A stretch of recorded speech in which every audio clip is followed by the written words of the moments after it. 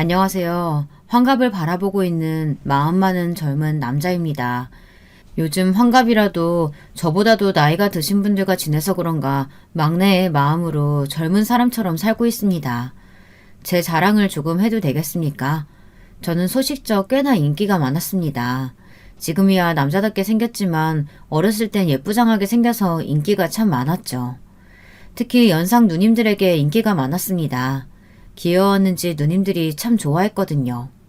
숫기가 없어서 예쁜 누님들이 제게 말을 걸면 저는 얼굴이 붉어지고 식은땀도 나고 말도 더듬었어요. 그 모습도 귀엽다며 예쁨을 받았어요. 어렸을 때는 저 때문에 싸움도 나고 그랬습니다. 하지만 이것도 다 한때죠. 지금은 저의 전성기를 생각하며 술안주 추억을 되새기고 있습니다. 인기가 많아서 그런가 여자가 끊임없이 들어와서 저는 3번의 결혼을 했습니다. 제가 인기는 많아도 사람 보는 눈이 참 없는 건지 이상한 여자들에게만 장가를 가더라고요. 이런 사람이 끌리는 건가. 저는 성찰을 해보기도 했지만 그냥 제 팔자다 생각하고 이제는 이래저래 살고 있습니다. 제 이야기 한번 들어보시겠습니까? 첫 번째 결혼은 그냥 부모님이 정해주신 결혼이라 아무 감정 없이 결혼식을 올렸습니다. 저희 집안이 못 사는 편은 아니지만 그렇다고 그렇게 잘 사는 집안도 아닙니다. 하지만 잘 사는 집안에 장가를 갈 수 있게 됐어요. 할아버지 때는 잘 살았었는데 그때 집안끼리 결혼을 약속해서 잘 사는 집에 장가를 갈 수 있게 됐습니다. 상견례 때 처음으로 제 아내가 될 사람을 봤어요. 솔직히 말하면 충격이었습니다. 사람이 이렇게 생길 수가 있나 싶을 정도로 좀 못생겼었어요. 죄송합니다. 제가 워낙 외모를 따지는 편이라 이렇게 얘기할 수밖에 없네요. 귀엽다고 할 정도도 못됐습니다. 하지만 어쩌겠습니까? 부모님이 마련해주신 자리라 울며 겨자 먹기로 결혼을 했어요. 하지만 성격은 정말 착했습니다. 결혼 전엔 외모 때문에 관심이 가지 않아 이 여자 저 여자 다 만났었는데 결혼을 하니 양심이 찔려 바람은 못 피우겠더라고요. 그래서 제 아내만 볼 수밖에 없었습니다. 근데 점점 예뻐 보이는 게 아니겠습니까? 아내의 작은 눈이 반짝반짝 빛이 나고 낮은 코는 어찌나 귀여워 보이던지. 아내가 손재주가 좋아 요리도 잘하는데 그래서 그런가 마음이 가면서 예뻐 보였습니다. 제가 첫 번째 아내를 좋아하는 게 아내한테도 느껴졌는지 소극적이었던 아내가 적극적으로 변하더군요. 저희는 신혼이 끝나갈 무렵 서로 사랑을 느끼고 아이를 가지게 됐습니다. 첫 번째 결혼은 그냥 부모님이 정해주신 결혼이라 아무 감정 없이 결혼식을 올렸습니다. 아이가 갓 돌이 지났을 때 아내는 점점 저를 사랑하지 않는다고 느꼈어요. 저는 너무 초조했습니다. 아이만 보고 저는 봐주질 않으니 미칠 지경이었죠. 일이 손에 잡히지 않았습니다.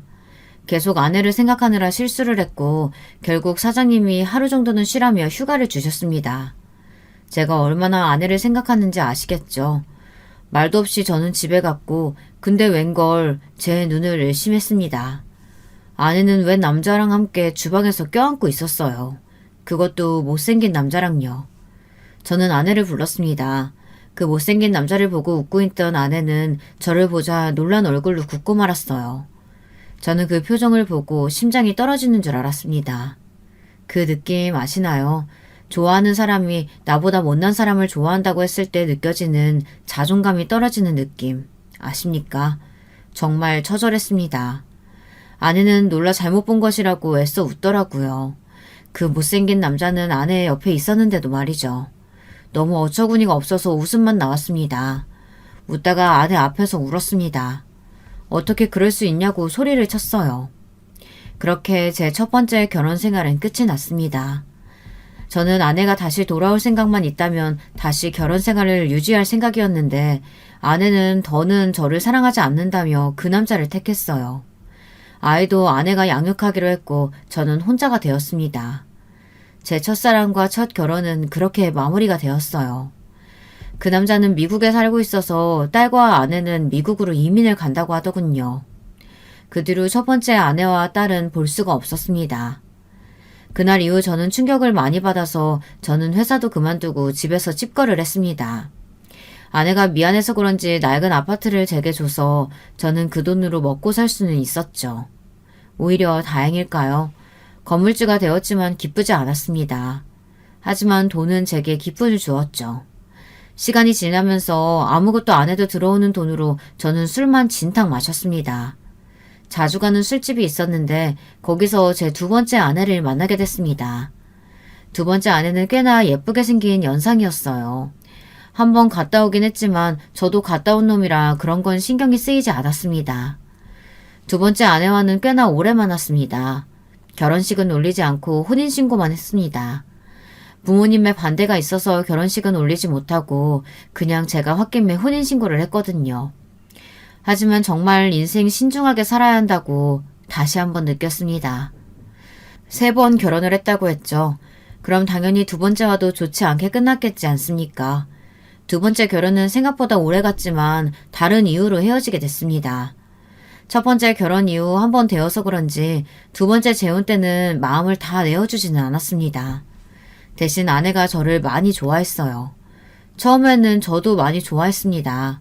술집에서 일해서 어디 엄한 놈이 아내에게 추파를 던지는 게 아닌가 걱정돼서 매일 가게에 가 술을 마실 수밖에 없었습니다.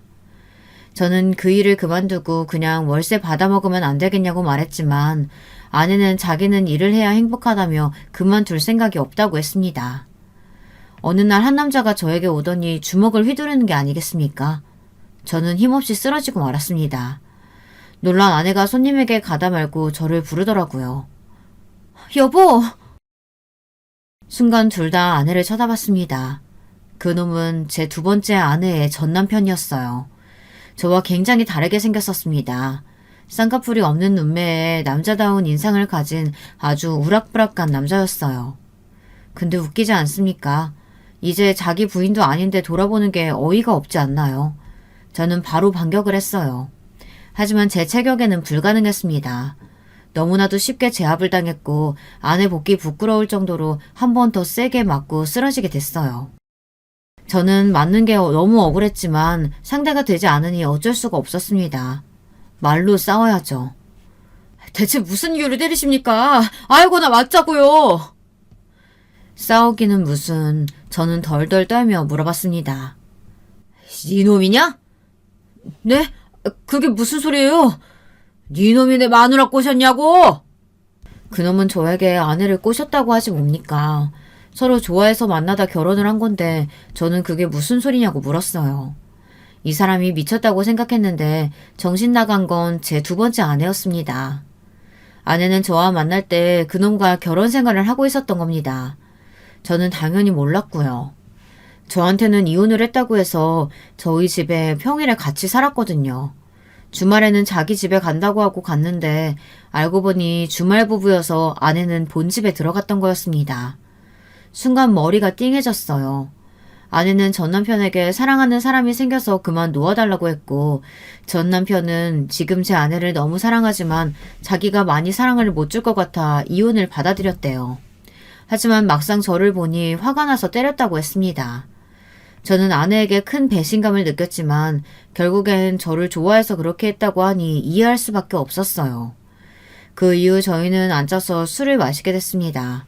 아내가 좋아하는 게 무엇인지, 어릴 때 좋아하는 취향이 무엇인지 저에게 다 말해줬죠. 전 남편은 제 아내를 끔찍히 사랑하고 있더라고요. 그걸 듣고 있는 제 자신 스스로도 웃겼습니다. 드라마에 나올 법한 이야기 아닌가요? 현 남편 앞에서 아직도 좋아한다고 말하는 전 남편이 어디 있겠습니까? 웃기게도 저는 그걸 다 들어주고 형님 동생으로 지내기로 했습니다. 제게 아내를 잘 챙겨달라고 말을 하고 종종 말동무나 되자고 말을 하더군요. 이야기를 몇 번 나누다 보니 좋은 사람인 것 같다는 생각이 들어 흔쾌히 수락했습니다. 아내는 제 눈치를 보더라고요. 괜찮아, 다 이해해. 내가 좋아서 그랬던 거지? 그 사건으로 아내가 저를 얼마나 좋아하는지 알게 됐습니다. 근데 사람 마음이라는 게 참 간사한 것 같습니다. 아내가 저를 많이 좋아한다는 걸 알자마자 조금 멀어지고 싶더라고요. 하지만 두 번째 결혼마저 실패를 해버리면 제 인생이 끝날 것 같아 아내를 사랑하기로 노력했습니다. 근데 그게 마음대로 된답니까? 그렇게 마음대로 됐으면 모든 사람이 노력해서 이혼도 안 했겠죠. 저는 마음이 점점 뜨기 시작하더라고요. 이내 저는 다른 사람이 눈에 들어왔습니다. 너무 심심해서 산악 동호회에 가입을 했는데 거기에 꽤 괜찮은 아줌마들이 많더라고요. 하지만 바람은 절대 피우지 않았습니다. 맹세합니다. 제가 첫 번째 결혼 때 아내가 바람을 피워 이혼을 했으니 바람은 진절머리가 나더라고요. 대신 다른 곳에 눈이 돌아가더군요. 도박이 그렇게 사람 심장을 뛰게 하는지 몰랐습니다. 동호회에 한 사람이 같이 해보지 않겠느냐고 물어봐서 심심해서 저도 한번 봤는데 재밌더라고요. 한 번, 두 번 가다 보니 점점 도박에 빠지기 시작했습니다. 그러다 보니 아내는 점점 뒷전이 되더라고요. 어느 날은 아내가 화가 잔뜩 나서 있었습니다. 여보, 왜 그래? 무슨 안 좋은 일 있어? 안 좋은 일? 지금 당신이 요즘 나한테 얼마나 서운하게 한지 알아? 내가? 아니, 요즘 뭐 한 것도 없는데. 그게 문제야, 그게. 왜 요즘에 뭐 아무것도 없어? 나 이제 사랑 안 해? 아내는 저에게 섭섭했던 것들을 말하기 시작했습니다. 아내의 이야기를 들어주느라 시간 가는 줄을 몰랐습니다. 하지만 계속 듣다 보니 점점 지쳐갔습니다.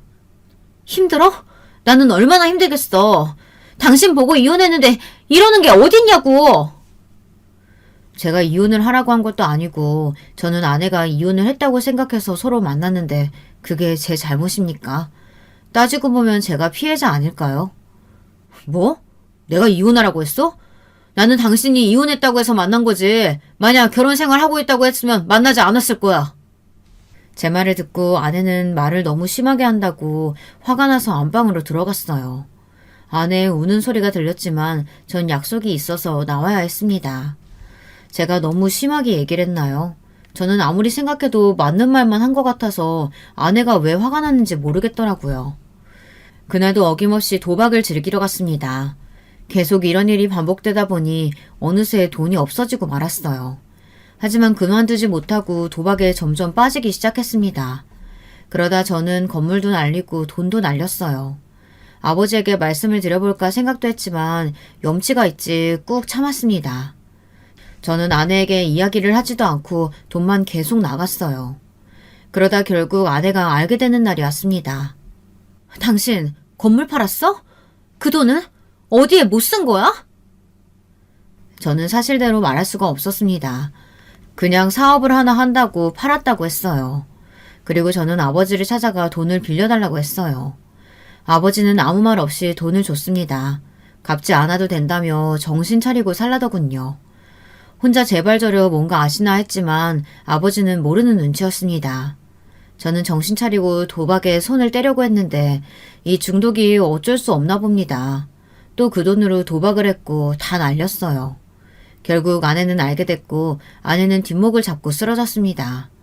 결국 집까지 넘어갔고 저희는 좁은 집으로 이사를 갈 수밖에 없었어요.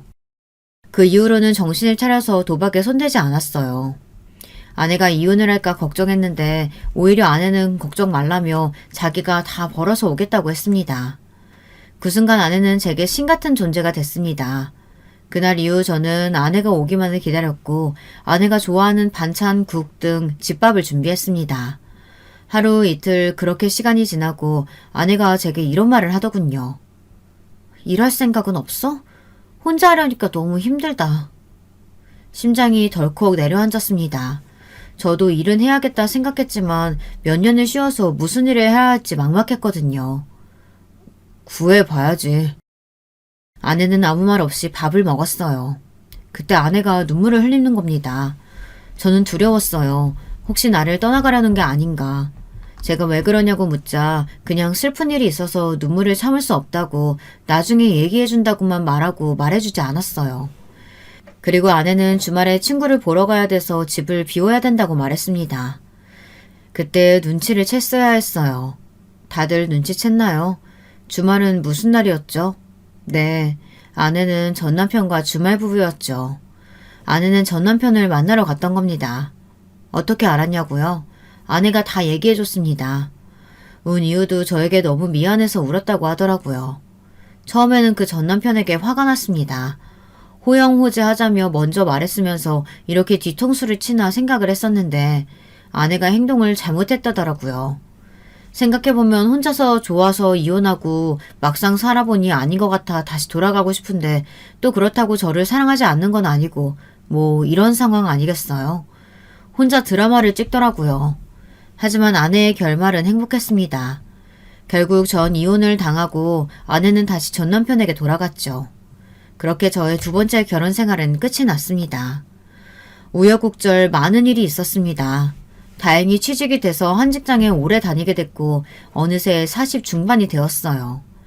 옛되고 귀여웠던 외모는 없어지고 남성적으로 변했죠. 제 입으로 말하기는 그렇지만 나쁘지 않았어요. 그 나이에도 꽤나 인기는 많았고요. 하지만 제가 2번 결혼을 했다고 하니 다들 피하더라고요. 저도 재혼을 다시 할 생각은 없었습니다. 외롭기는 해도 또 한 번의 아픔은 겪고 싶지 않아서 여자들은 다 피했어요. 하지만 또다시 봄이 찾아오고 말았습니다. 친구의 지인인데 정말 예쁘더라고요. 역시 예쁘면 마음이 갈 수밖에 없나 봅니다. 친구가 자기 아는 지인이 가게를 열었다고 같이 가자고 해서 마지못해 갔는데 거기 사장이 제가 한눈에 반한 그 사람이었습니다. 하지만 저는 결점이 있기 때문에 먼저 다가가지 않았어요. 그런데 그분이 제게 먼저 말을 걸었습니다. 저는 떨리는 심장을 부여잡은 채 말을 했어요. 심장 소리가 다 들릴까봐 걱정이 됐습니다. 어릴 때로 돌아간 기분이었어요.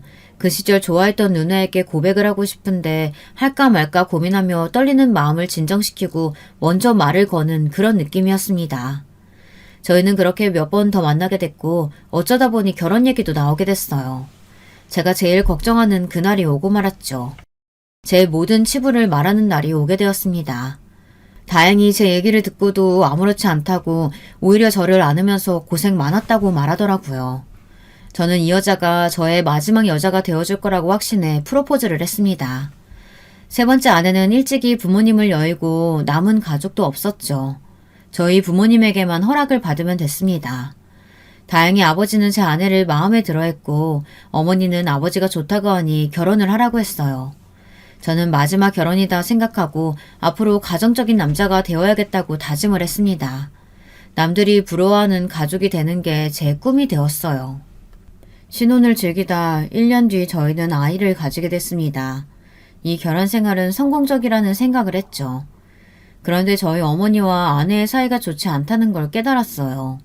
어머니는 계속 아내의 욕을 했고 아내는 욕은 하지 않았지만 불만 가득한 말로 제게 잔소리를 했습니다. 여보, 어머니 정말 너무하신 거 아니에요?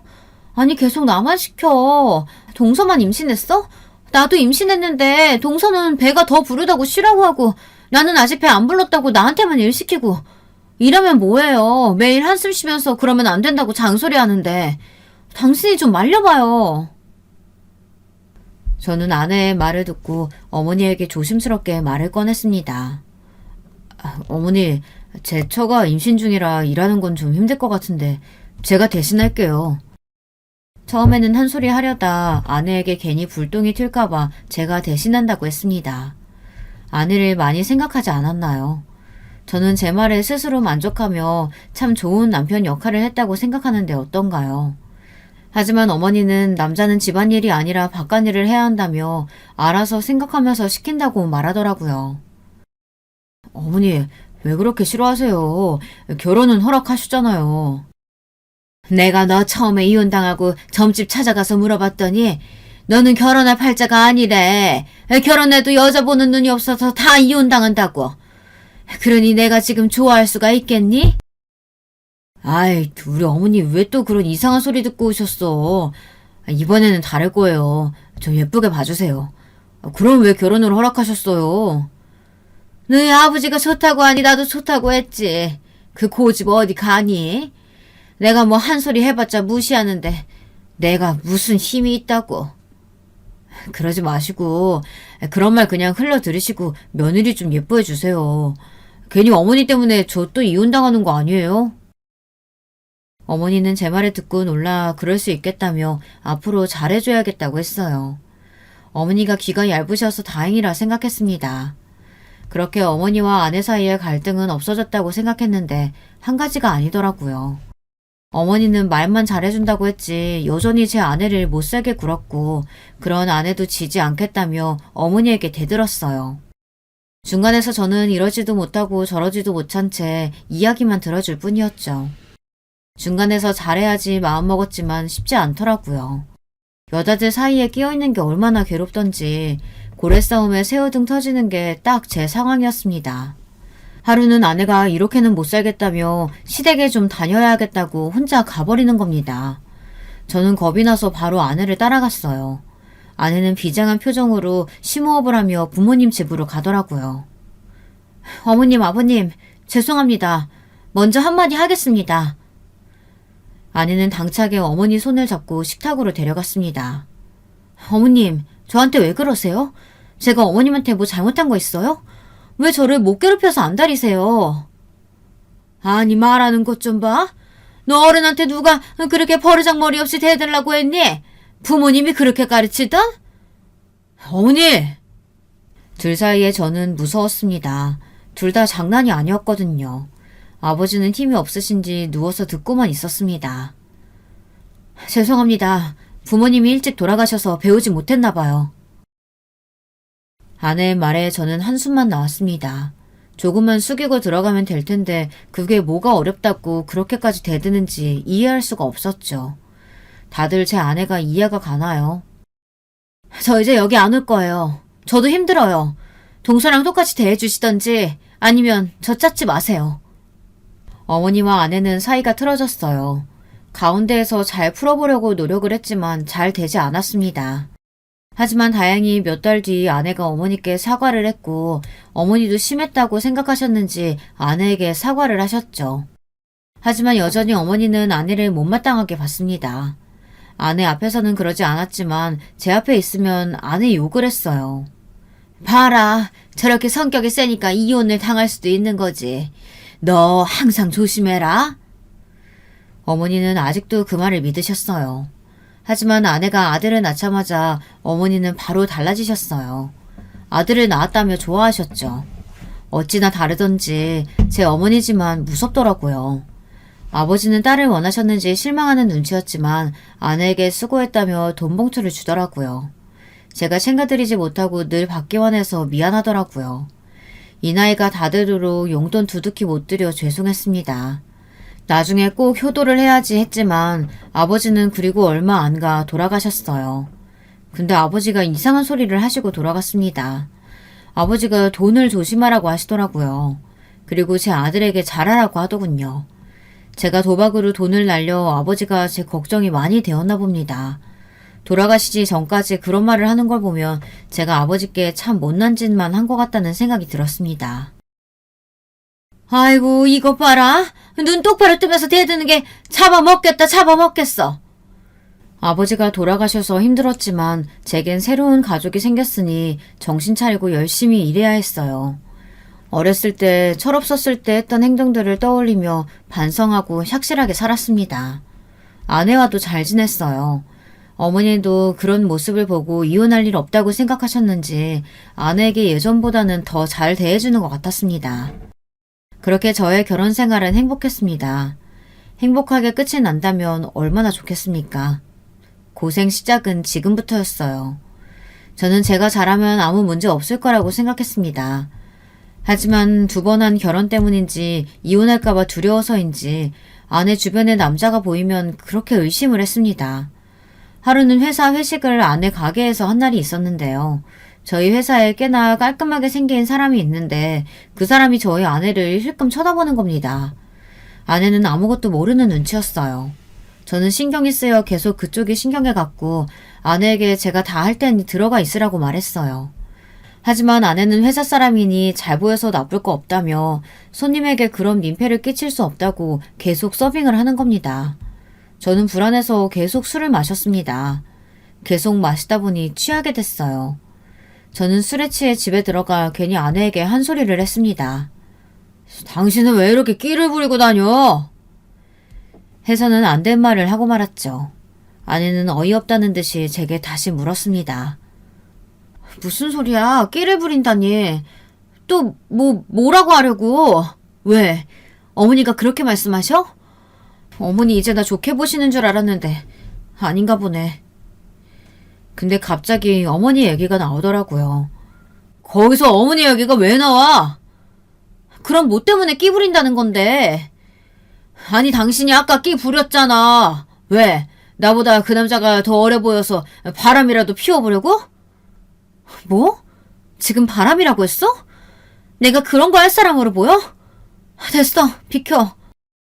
저는 순간 실수를 했다고 생각했어요. 그 말을 듣고 화가 나서 이혼하는 게 아닌가 걱정을 했습니다. 잘못했어, 미안해. 전 부인들이 어떻게 날 떠났는지 알잖아. 불안해서 그랬어.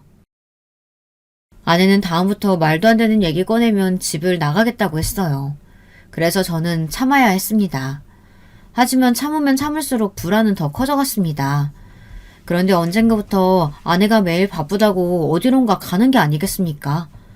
보아하니 남자를 만나러 가는 건 복장은 아닌 것 같아서 말은 안 했지만 매일 늦게 나가서 늦게 들어왔어요. 한 번 더 의심을 한다면 아내에게 이혼을 당할까 가만히 있었습니다. 저 참 바보 같지 않나요? 이혼 당하는 게 왜 이렇게 무서운지. 두 번의 이혼으로 저는 제 삶이 실패했다고 생각해서 그런가 이번만큼은 이혼당하기 싫었어요. 그냥 이혼이라는 단어 자체와 멀어지고 싶었습니다. 하지만 계속 불안함이 저를 덮쳤습니다. 결국 저는 참지 못하고 아내에게 물어봤어요. 요즘 어디가? 왜 이렇게 늦게 다녀? 가게는? 왜? 또 나 의심해? 말했잖아. 친구가 아파서 간호하러 간다고. 누구 친구? 친구만 얘기하고 말을 안 하니까 그렇지. 당신이 모르는 친구야. 왜 자꾸 꼬치꼬치 캐물어? 내가 남자 만날까봐? 내가 말했지. 한 번만 더 그러면 집 나가겠다고. 아내가 그렇게 말하니 별 수가 없었어요. 아내는 제가 이혼에 약하다는 걸 알고 집을 나가겠다, 이러면 같이 못 산다, 숨이 막힌다, 따로 살아야 마음이 편하겠냐 등 불리하면 이혼 이야기를 하더라고요. 이건 정말 못되지 않았나요? 하지만 어쩌겠습니까? 사랑은이 참아야겠고 이혼은 절대 안 되니 아내가 그렇다면 믿어야겠죠. 하지만 늘 불안하게 살다 보니 참지 못하는 순간이 있었습니다. 어느 날 아내가 웬 남자와 통화하는 걸 들었어요. 자세히는 못 들었는데 어디서 만나자고 말을 하는 것 같았습니다. 저는 순간 꼭지가 돌아 못 참고 아내에게 소리쳤습니다. 누구야? 왜 남자랑 통화해? 당신 미쳤어? 경비 아저씨랑 통화했다 왜? 전화해봐 다시? 말했지? 한 번만 더 그러면 나 집 나갈 거라고. 순간 제가 너무 나섰다고 생각했어요. 그리고 아내는 화가 나서 짐을 챙겨 밖으로 나가더라고요. 저는 얼른 아내를 붙잡았습니다. 아내에게 미안하다고 사과를 했어요. 하지만 아내는 제 말을 듣지 않고 그대로 어디론가 사라졌습니다. 아내는 며칠을 돌아오지 않았어요. 어머니가 아들을 봐주시는데 그래서 아내가 집을 나갔다는 사실을 알게 됐어요. 첫날이야 그냥 일이 있어서 못 들어온다고 거짓말을 했는데 그 기간이 길어지니 거짓말을 못 하겠더라고요. 어머니는 그럴 줄 알았다며 무당말이 맞다고 하시는 겁니다. 어머니 이혼한 거 아니고 제가 잘못해서 나간 거예요. 진정하시고 나중에 집에 들어오겠죠. 그만 화 푸세요. 네 그건 그럴 줄 알았다. 지 성질 못 이겨서 집 나갈 줄 알았어. 사이 좋았던 관계가 아내가 집을 나감으로써 다시 사이가 악화됐습니다. 아내가 집을 나간 것도 힘든데 어머니까지 그러니 더 힘들었어요. 아내는 2주 동안 집에 들어오지 않았습니다. 기간이 점점 길어지니 초조했던 마음이 불안으로 바뀌고 불안하다가 포기를 해버리고 그러다 화가 나기 시작했습니다. 엄마라면 아이가 보고 싶어서 와야 하는 거 아닌가요? 이혼이고 자시고 저는 아이를 위해서라면 이러면 안 된다고 생각해 아내를 찾아다녔습니다. 하지만 아내의 지인 중 아내의 행방을 아는 사람은 한 명도 없었습니다. 혹시 몰라 경비원에게도 물어봤는데 당연히 모른다고 했어요. 그러니 사람이 어디서 뭘 하는지 사고가 났는지 경찰에 신고를 해야 할지 별의별 생각이 다 들더라고요. 그냥 살아 돌아오면 좋겠다는 생각을 했습니다. 그리고 며칠 뒤 아내가 돌아왔어요. 아내는 어디서 잘 먹고 잘 살았는지 아주 행복한 표정으로 돌아오더라고요. 화도 나지 않았습니다. 그냥 집에 왔다는 사실에 감사했어요. 어디 갔었어? 걱정했잖아. 가게도 직원들한테 맡기고 가고 행방을 아는 사람은 없고 당신 진짜 걱정시킬 거야? 미안. 친구랑 여행 갔었어. 돌아와줘서 고맙다고 제가 말을 했어요. 평소 같으면 아내는 진짜 미안하다고 사과를 했을 텐데 제가 잘못해서 그런가 별 생각을 하지 않고 방으로 들어가더라고요. 그런데 좀 이상했어요. 2주 동안 아들을 보지도 않았는데 아들을 찾지 않더라고요. 피곤해서 그런가 보다 하고 저는 오랜만에 온 아내를 위해 사과를 할 겸 밥을 차렸습니다. 하지만 아내는 가게로 나가봐야 한다며 밥을 보지도 않고 나갔어요. 조금 이상하지 않나요? 가정적이던 사람이 어느 순간 아무것도 신경 쓰지 않으니 바람이 난 건 아닐까 생각이 들었어요. 만약 여러분이 저라면 어떨 것 같으세요? 의심이 되지 않나요? 저는 바로 아내 뒤를 쫓았어요. 그런데 정말로 가게에 가서 일을 하는 게 아니겠어요? 괜히 의심이 냈나 싶었지만 그거 하나로 바람 피우는 거 아니라고 단정짓기는 어려웠습니다. 저는 의심만 쌓여갔고 불안한 이 결혼 생활은 계속됐어요. 그러던 어느 날 주말이라 아들과 공원 산책을 하러 나갔는데 이웃들이 저를 보고 수근수근 거리기 시작했어요. 처음엔 그냥 우연이겠지 생각했는데 저를 보고 수근거리는 게 맞더라고요. 하루는 못 참고 그 사람들에게 물었습니다. 왜 자꾸 저 보면서 수근거리는 겁니까? 아무것도 아니에요. 그쪽 얘기하는 거 아닌데요? 그러자 다른 아줌마가 제게 물었습니다. 왜? 한번 물어보자. 그 이혼 2번하고 저기 고깃집 사장이랑 재혼한 거 맞나? 제가 이혼 2번 한 건 어떻게 아시는지 제가 이혼했냐고 물어보더라고요. 아니, 어떻게 아시는 거예요?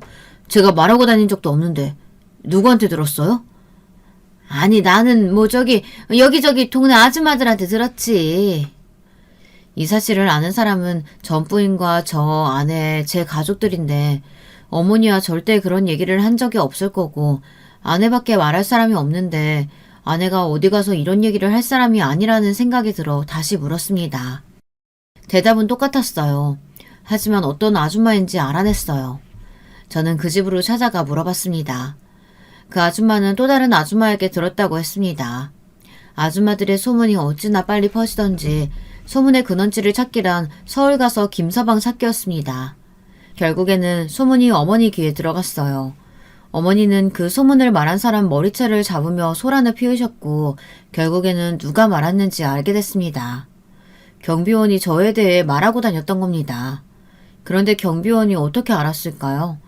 경비원에게 갔더니 아내와 친한데 이것저것 얘기하다가 제 얘기가 나왔고 그러다가 제가 이혼한 사실을 듣게 됐다고 했어요. 그리고 친한 다른 아줌마에게 그냥 흘리듯 이 얘기를 했는데 하필이면 입이 가벼운 사람에게 말을 한 겁니다. 그래서 여기저기 소문이 다 난 거였어요. 어머니는 그 말을 듣고 곧바로 아내의 가게로 찾아갔습니다. 그리고는 또 아내의 머리채를 잡았어요. 어머니 왜 이러세요? 이년이 어디서 지 서방을 욕해?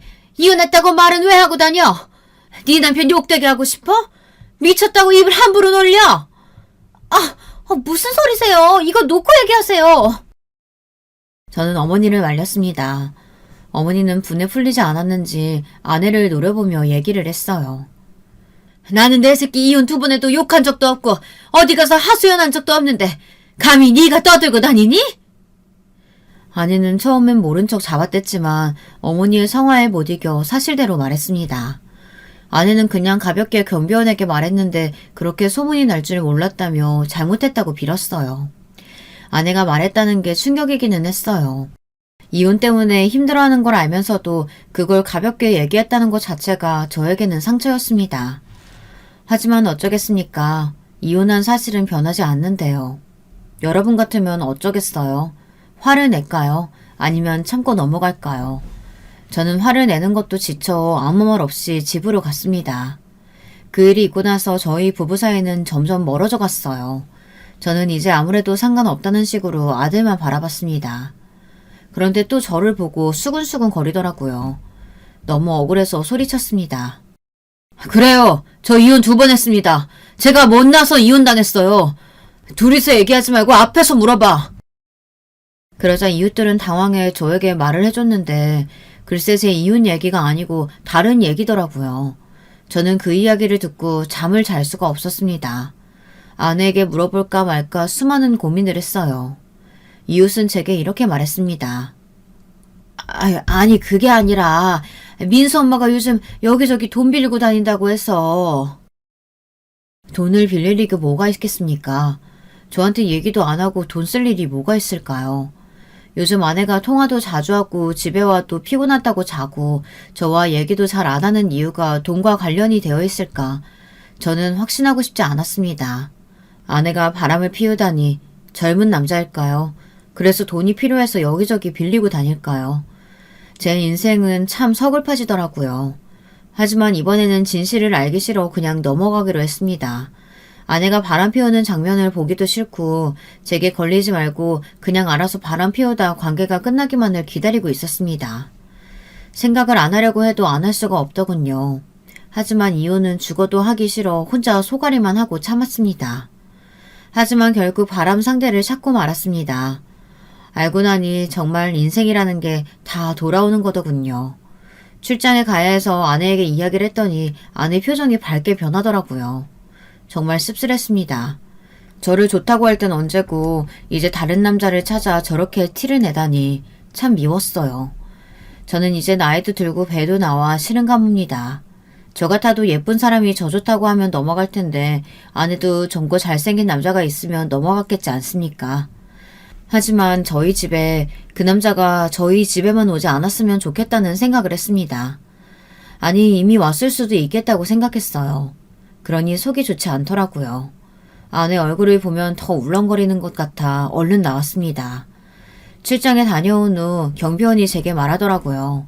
경비원은 그 소문 때문에 미안했던지 제게 이런저런 이야기를 하며 소소하게 얘기를 나누다 결국 친해졌는데 경비원이 한숨을 쉬며 얘기를 하는 겁니다. 아이고, 내가 불쌍해서 말해주는 거야. 경비는 제게 109동 503호로 가보라고 해서 저는 심장이 터질 만큼 뛰어갔어요. 문 앞에 다다랐을 때는 겁이 나서 그냥 돌아갈까 생각을 했습니다. 저희 아파트에 사는 줄은 꿈에도 몰랐어요. 뭔가 더 배신감이 들더라고요. 그럼 분명 저희 부부에 관해서도 알 텐데 그런 사람과 바람이 났는지 그리고 그걸 눈치 못 챈 저도 참 한심했습니다. 그 집 초인종을 누르고 어떤 남자가 문을 열어주더라고요. 근데 그 광경을 보고 소스라치게 놀랄 수밖에 없었습니다. 3명의 남자와 아내가 같이 있더라고요. 처음에는 그 아무것도 보이지 않았습니다. 아니 1명도 아니고 3명이 말이 됩니까? 정말 충격적이었어요. 손이 덜덜 떨리면서 그 남자에게 주먹을 휘둘렀습니다. 주변 사람은 놀라 저를 말렸고 아내는 저를 보고 굳어 있었어요. 정신을 차리고 돌아보니 굉장히 익숙한 풍경이 보이더군요. 그래서 그제야 아내의 바람 상대를 찾았어요. 아내는 3명의 남자와 도박을 벌이고 있었습니다. 아내의 바람 상대는 도박이었어요. 그래서 여기저기 돈을 빌리고 다녔고 심지어 가게도 팔아 그 돈으로 도박을 했다고 했습니다. 저의 예전 모습이 보였어요. 그때 두 번째 아내의 심경을 이해할 수 있게 됐습니다. 저는 아무 말 없이 집으로 돌아왔어요. 아내는 제 뒤를 따라와 무릎을 꿇고 잘못됐다고 빌었습니다. 너무 괘씸했습니다. 유흥에 빠져 가정은 나몰라라 하고 저는 바람인지 아닌지 전전긍긍하며 힘들어하는데 상의도 없이 가게도 팔고 하지만 욕을 할 수가 없었어요. 다 제가 했던 일이니까요. 아내를 볼 자신이 없었어요. 과거의 저를 보는 것 같아 괴로웠습니다. 그래서 당분간 떨어져 지내기로 했어요. 저는 어머니 집에 잠시 지냈습니다. 모든 사실을 알게 된 어머니가 화를 크게 내실 거라고 생각했는데 아무 표정 없이 그저 밥 먹으라고 밥을 차려줬습니다. 그리고 그날 밤 어머니의 울음소리가 들렸어요. 어머니께 죄송했습니다. 매번 이런 결혼 생활을 해 죄송스러웠어요. 그날 밤 다시 이 결혼 생활을 어떻게든 좋게 마무리하기 위해 집에 갔는데 이게 웬걸 또 도박판을 벌이고 있는 게 아니겠어요? 당신 미쳤어? 애도 있는데 여기 사람을 끌고 와? 그리고 나한테 걸렸으면 그만둬야지. 가게도 팔고 돈도 없으면서 뭔 짓거리야? 사람들은 바로 도망갔고 아내는 울며 얘기했습니다. 자기도 참으려고 했는데 참을 수가 없었다면서 살려달라고 애원하는 게 아니겠어요. 자기도 힘들다면서 막 우는 겁니다. 제가 못해준 것도 아니고 돈을 못 버는 것도 아닌데 뭐가 힘들다고 우는지 지칠 대로 지친 저는 아내에게 차분히 물어봤어요. 언제부터야? 꽤 됐어. 역시나 아내는 예전부터 도박을 해왔고 돈을 날려 정신 차리고 가게를 열었는데 저와 결혼하고 나니 삶이 지루해져서 다시 도박판에 들어갔다고 했어요. 처음이고 다시는 안 할 사람이라 생각이 들면 참고 같이 살려고 했지만 이런 사람과 더는 못 살 것 같다는 생각을 해 저는 이혼 얘기까지 꺼냈습니다. 당신 이혼은 절대 안 한다며. 근데 왜 이혼하자는 거야? 왜? 이렇게는 못 살아. 그럼 우리 아들은? 내가 키워야지. 당신 돈 없잖아. 아니야. 그럼 내 돈은? 당신이 벌어다 줘야지. 당신 이혼할 생각 없다고 했는데 왜? 아내의 말에 저는 충격을 받았습니다. 아내는 저를 돈줄로만 본 거였어요. 그리고 어떤 일이든 이혼은 싫다고 했으니 도박을 걸려도 이혼할 일이 없다고 생각해서 저와 결혼한 것 같았습니다. 그 말을 듣고 이혼을 해야겠다고 굳게 다짐했습니다. 그래서 전 어머니에게 가서 이혼 얘기를 꺼냈어요. 어머니는 보라며 이혼하게 돼 있지 않느냐고 말을 하더라고요. 저를 치면서 왜 자기를 닮았냐고 말하더군요. 어머니도 3번 결혼을 했거든요. 물론 제 아버지가 친아버지인 건 맞습니다. 어머니는 첫 번째는 사별을 하셨고 두 번째 또한 사별을 했다고 들었어요. 그리고 저희 아버지가 어머니에게 반해서 만나게 됐고 제가 태어났다고 했습니다. 부모 팔자 닮는다며 어머니는 어머니의 가슴을 내리치더라고요. 그 모습을 보고 저도 눈물이 났습니다. 저는 그렇게 아내와 이혼을 하게 됐습니다. 그 과정에서 또 충격적인 사실을 들었어요. 아내가 제 친구의 지인이라고 했잖아요. 그 친구는 아내에게 제가 이혼은 절대 안 할 거라고 잡으라고 말했다는 거 아니겠습니까? 아내가 사실대로 다 말을 해줬습니다. 저는 아내에게도 배신감이 들었지만 친구에게도 큰 배신감이 들었어요. 어떻게 친구란 놈이 남의 아픔을 이용하라고 할 수가 있겠습니까? 저는 그 말을 듣고 친구에게 전화를 걸었지만 친구는 이미 전화번호도 바꾸고 다른 곳으로 이사를 해 볼 수가 없었습니다. 그래서 저는 이제 와서 무슨 소용이 있겠나 싶어 이혼 후 모든 걸 비우고 살았습니다. 근데 그거 기억하세요? 아버지가 마지막에 했던 말 기억하십니까? 아버지가 제게 돈을 조심하고 아들에게 잘하라고 하셨잖아요. 아버지는 마지막에 다 알고 돌아가셨던 걸까요? 아니면 우연일까요? 그 말을 기억하며 저는 아들을 위해 살기로 마음먹었습니다. 이혼 후 저는 아들과 저 그리고 어머니와 함께 살고 있고 아내와는 가끔 아들 때문에 만나고 있습니다. 아들이 아내를 너무 좋아해서 안 만나게 할 수는 없었어요.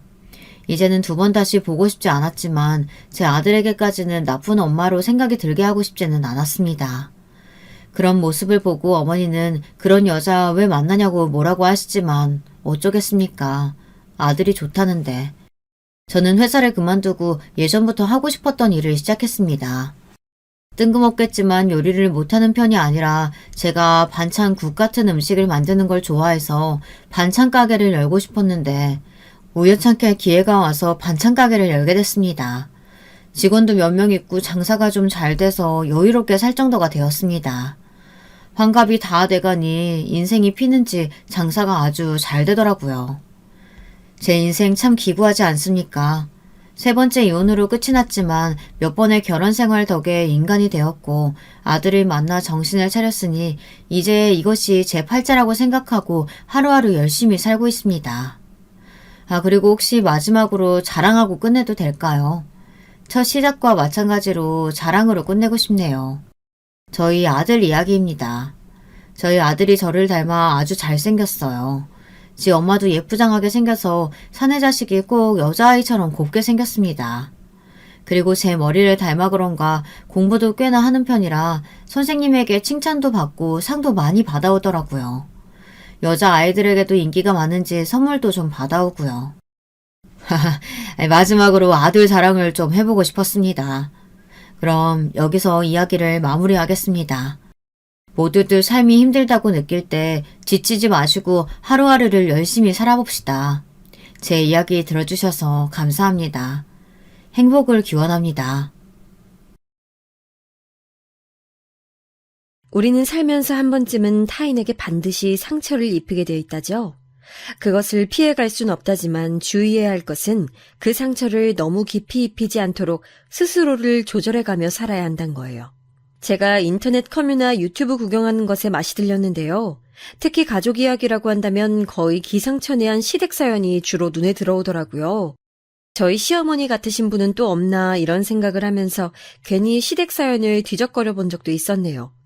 그러다가 이번에는 아예 제가 직접 사연을 써보기로 했어요. 저는 남들보다는 살짝 이른 나이에 남편을 만나 결혼을 했습니다. 1년 이상 연애하다가 24살 늦봄에 결혼했으니 현 세태에 비하자면 제가 이르게 결혼한 편이었죠. 제 친정집이 원래는 그럭저럭 잘 살았다가 저 중학교 1학년 막바지 때 집이 폭삭 망했어요. 아버지께서 투자 사기를 당하셨었거든요. 그때 엄마께서는 자식들 보는 앞에서 이럴 거면 왜 사냐, 차라리 다 같이 죽자는 등 정말 비관적인 말씀을 많이 하셨었네요. 그해 연말만큼 쓸쓸하고 추운 겨울은 없었던 것 같아요. 돈이 행복의 전부는 아니라는 말이 있다지만 대부분의 행복은 돈과 어떤 식으로든 연결되어 있다는 것 같다는 게 제 생각입니다. 돈이 없어지니까 가정이 박살났어요. 저보다 2살 위인 오빠는 당장 고등학교에 진학해서 어떻게 지낼 것인지 걱정부터 했었고요. 내가 거지 새끼인 거 들통나는 순간 왕따는 기본으로 당하겠지. 고등학교에 올라가자마자 숨만 쉬면서 나대지 말고 그렇게 살아야겠다. 자기 중학교 졸업을 앞두고 오빠가 씁쓸하게 했던 말이 기억나네요. 원래 오빠는 당차다 못해 오만한 성격이었고 으스대는 걸 좋아하는 편이었어요. 집안의 장남이고 하나뿐인 아들이다 보니까 부모님께서 추켜 세워주는 것도 있었으니까요. 하지만 집이 폭삭 망해버리고 나서 사람이 바뀌었죠. 간단히 말하자면 좀 어두워졌어요. 긍정적인 말은 거의 안 하게 됐죠. 저한텐 1살 어린 연년생 동생이 있는데 얘가 성격이 정말 드세고 못됐습니다. 제 친동생한테 못됐다는 말을 쓰자니 다 큰 어른으로서 민망하기도 하지만 사실이 그런 것을요. 막내라서 예쁨만 받았기 때문에 그렇게 컸다기보단 타고난 성정 자체가 워낙 시건방지고 겁도 없었던 것 같아요. 같은 유치원, 같은 초등학교를 다니는 동안 저는 무리해서 눈에 안 띄는 아이였고 성적도 항상 중간이었으며 적당히 소심했는데요. 그런 반면에 여동생은 늘 주목받는 아이였어요. 그게 좋은 의미든 나쁜 의미든 여동생은 항상 인지도가 높았지요. 커갈수록 여동생이 자기 친구들한텐 물론이고 심지어 선생님께도 싸가지 없게 굴어서 부모님께선 걱정이 많으셨어요. 일가 친척 중에서는 고모 2분이 진짜 성격이 장난 아닌데 왠지 여동생이 그런 기질을 물려받은 듯 싶더라고요. 나는 잘못한 것도 없는데 왜 내가 용돈을 앞으로 못 받아야 돼? 아빠가 멍청하게 사기당해서 잘못한 거면 아빠만 벌을 받아야지. 왜 나까지 피해받아야 되는 거야? 나 이제 아빠 딸 안 할래. 나 다른 집 가서 살면 안 돼? 엄마, 혹시 나 부잣집에 입양 보내줄 순 없어? 여동생은 중학교 진학을 앞두고 저런 말을 했었죠. 얼마나 싹수가 노란 아이였는지 짐작이 가시나요? 제가 옆에서 저 말을 듣고 얼마나 충격을 받았는지 몰라요. 부모를 바꾼다는 개념 자체가 도대체 어떻게 할 수 있는 발상인지 이해가 안 갔어요. 여동생의 충격적인 발언에 엄마는 기함을 하셨고 가뜩이나 정신 상태가 안 좋으셨는데 더 추락하게 되셨죠. 저는 언니로서 여동생을 잘 이끌어보려고 했지만 뜻대로 안 됐어요. 이럴 때일수록 용돈 아껴 쓰고 절약하면서 지내야지. 너도 이제 초등학생 아니라 중학생이야. 언제까지 철없게 굴 거야? 이젠 놀 때가 아니야. 공부 열심히 해서 좋은 대학 가고 성공하는 미래를 그려야 하는 때라고. 알았어? 야, 너나 잘하세요. 언니 같지도 않은 게 어디서 언니 행세를 하려고 나한테 잔소리야. 친구도 찌질이 찐따 2명밖에 없는 주제에 나한테 까불어? 고작 1살 차이, 한 학년 계급 차이밖에 안 났기 때문에 반항적으로 나오는 여동생을 제가 쉽게 누를 수 없었네요. 마지막 남은 자존심을 발휘해서 그때 아무렇지 않은 척 지냈었지만 솔직히 여동생이 무서웠던 것 같아요. 갓 중학교에 입학했음에도 무서운 언니들과 벌써 인맥을 여동생은 만들고 있었거든요. 자칫했다간 여동생한테 진짜로 얻어터질 것 같았네요. 집에서 막내가 이렇게 멋대로 행동하면 위에서 눌러줘야 하는 법이잖아요. 하지만 사기당한 이후로 시류에 빠지신 아빠, 마찬가지로 상심해서 사는 의미를 잃고 시름에 빠지신 엄마, 고등학교에 올라간 이후로 집에서 마주치기도 어려워진 오빠, 이렇게 셋 다 따로 놀고 있었으니 제가 도움을 청할 곳 따윈 없었어요. 여동생이 으르렁거리는 대로 그 앞에서 꼬리 말고 깨갱 엎드릴 수밖에 없었죠. 여동생의 눈치를 봐야 하는 언니라니 스스로가 너무 한심하게 느껴졌고 이런 부분 때문에 저는 점점 더 소극적이고 내성적인 사람이 되었어요. 마침 극심한 사춘기 시기까지 겹쳐서 걷잡을 수가 없었죠. 나중에 나이가 들고 나서야 그때 나와 마찬가지로 여동생 또한 손을 내밀 만한 사람이 집에 없었겠구나 하는 깨달음이 어렴풋이 들었지만 이미 시간이 꽤 지나버린 후였기에 후회만 곱씹었었네요. 과거에는 저 또한 어렸기 때문에 여동생의 그런 마음을 헤아려 줄 수가 없었어요. 날카롭게 가시를 세우고 있는 여동생의 내면으로 제가 파고 들어갈 자신도 없었고요. 그래서 여동생은 방치 속에 더욱 엇나갔었죠. 고작 중학생이었음에도 가출을 일삼았고요. 집이 폭삭 망한 이후로 아파트를 떠나서 좁은 빌라로 들어온 게 짜증난다며 집을 쳐다보기 싫다는 이 핑계를 대며 자꾸 바깥으로 나돌았어요. 시도 때도 없이 행적을 감추는 여동생 때문에 엄마는 알아누우셨고 이럴 바에는 다 같이 죽자는 말씀을 입에 달고 살기 시작하셨죠. 말수가 적어진 아빠는 술을 벗삼아서 지내셨고요. 가족과는 대화를 안 하려고 하셨습니다.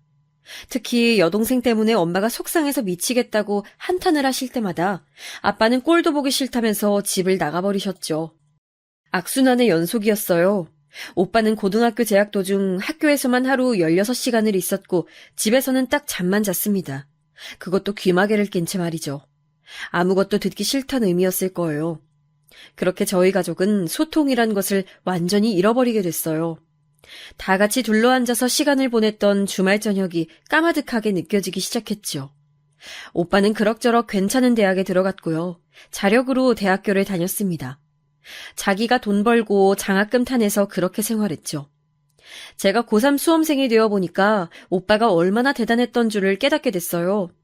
집에서 돈 한 푼 지원이 없는데 학원에 다니고 온갖 인터넷 강의 끊어서 듣고 공부하는 친구들을 제가 따라잡는다는 게 보통 힘든 일이 아니었기 때문이에요. 독서실이라도 다니고 싶어서 어렵사리 부모님께 부탁을 드렸고 돈을 드디어 받아낼 수 있었는데요. 그걸 가방 안에 문제집에 고이 끼워놨었는데 다음날 학교에서 찾아보니까 없더라고요. 등교하자마자 확인한 것이기 때문에 누가 훔쳐갔을 리는 없었죠. 당황한 저는 집에서 흘린 모양이라고 생각하고선 하교하자마자 집을 뒤져봤지만 그 돈이 나오지 않았어요. 독서실 오늘 등록한다고 했었나? 등록하고 바로 다니는 거 아니었니? 아, 엄마, 독서실은 내일부터 다니기로 했어요. 수업 끝나고 독서실에서 자습하고 주말에도 나가서 자습하고 그렇게 지내려고요. 그래. 돈 낭비 절대 하면 안 돼. 남들은 그깟 돈이라고 할 수도 있지만 우리 가족한텐 절대 그깟 돈 아닌 거 우리 딸이 잘 알고 있을 거라고 엄만 믿을게. 엄마 실망시키지 말고 너도 네 오빠 수준만큼만 대학 가서 딱 그 정도로만 알아서 공부하면 돼. 그 이상은 바라지도 않아. 하지만 엄마의 신신당부 앞에서 차마 돈을 잃어버렸단 말이 나오지 않았죠. 결국 저는 독서실을 다니는 척하려고 연기를 해야만 했어요. 학교의 모든 정규 과정이 끝난 후에 독서실을 1시간씩 들르는 척하기 위해 밖에서 시간을 보냈었고요. 음료 자판기가 여러 대 몰려 있어서 조명 때문에 밝고 의자가 있는 구역이 있었는데 주로 거길 가서 영어 단어를 들여다보면서 시간을 때웠었죠. 주말에는 멀리 있는 데다가 사람이 많아서 경쟁이 치열한 도서관의 열람실까지 찾아가 공부를 했고요. 이 모든 게 독서실 비용을 잃어버린 바보 같은 제 자신 때문이라는 생각에 힘들었었는데 어느 날 정말 문득 제 눈에 여동생이 화장품이 보이는 거예요. 명품 브랜드의 립글로스가 2개나 보이길래 제가 놀라서 물어봤었죠. 너 화장품 있는 거 그거 가짜 아니고 진짜 샤넬이야? 그리고 파우더는 무슨 일본 브랜드 거 같던데 그런 건 어디서 샀어? 남자친구가 사준 거야? 내 남자친구가 그런 걸 왜 사줬겠어? 그거 언니, 네가 사준 거잖아. 내가? 너한테 화장품을 사줬다고?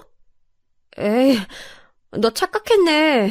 난 너한테 그런 거 사준 적 없어. 돈도 없는데 어떻게 사줘? 돈이 없긴 왜 없어? 문제집에 끼워둔 거 있길래 내가 가져가서 이렇게 유용하게 잘 쓰고 있잖아. 선물 줘서 고마워 언니. 역시 이럴 땐 가족밖에 없네. 태어나서 머리끝까지 너무 화가 나서 눈물이 났던 경험은 그때가 처음이었던 것 같아요. 여동생이 제 분노 면역력은 확실하게 길러준 사람이었네요. 제 돈을 갈취해서 그런 식으로 써버린 여동생에 대한 들끓는 분노로 그날 저는 폭발해버렸고 여동생의 머리채를 기어이 잡았었죠. 그랬다가 도리어 얻어터진 건 저였고요. 너무 분하고 서러워서 부모님께 다 일러바쳤어요. 그런데 아빠는 저한테 가뜩이나 피곤한데 우는 소리 하지 말라고 하시면서 저의 입을 바로 닫게 만드셨고, 엄마는 여동생은 원래 그런 애니까 제가 양보하고 참는 게 모두를 위한 길이라며 고개를 흔드셨어요.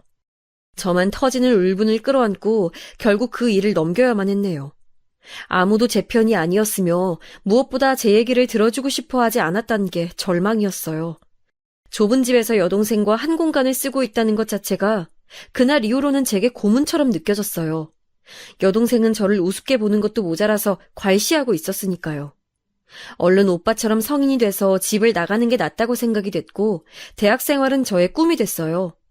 비록 학비를 버느라 하루 24시간을 고생하면서 살게 된다고 해도 소통 따위는 단절된 삭막한 좁은 집구석에서 여동생의 눈치까지 봐가면서 사는 것보단 낫다고 여겨졌으니까요. 그럴싸한 대학에 갈 수 있었다면 좋았을 텐데 현실은 냉정한 법이었어요. 수험 생활이 끝난 후 저에게는 2가지 선택지가 남겨졌어요. 괜찮은 전문대를 가든지 아니면 지잡대라고 불리는 비루한 4년제를 갈 것인지 양자택일이었죠. 재수를 할 깜냥이 안 된다는 건 잘 알고 있었기에 염두에 두지도 않았고요. 저는 부모님께 상의를 우선 드리고 싶었는데요. 2분 다 똑같은 반응을 보이셔서 저를 힘 빠지게 만드셨죠. 그래서 어딜 가야 학비가 더 적게 드는데? 그걸 알아야 답을 내려주지. 학교가 어디에 위치해 있는지, 제가 공부할 전공은 어떻게 되는지 그런 건 일절 관심도 없으셨고요. 고졸은 너무 초라하니까 대학을 어디든 나오는 건 맞는데 이왕이면 저렴한 곳에 가는 게 낫겠다며 부모님께서는 금전적인 걱정만 하셨어요. 성인이 되자마자 정말 입맛이 쓰더라고요. 돈이란 잔혹하고 냉정한 잣대라는 생각이 들었습니다. 저는 결국 전문대를 선택했어요. 그 편이 취업과 연결이 더 쉬워 보인다는 게 이유였네요.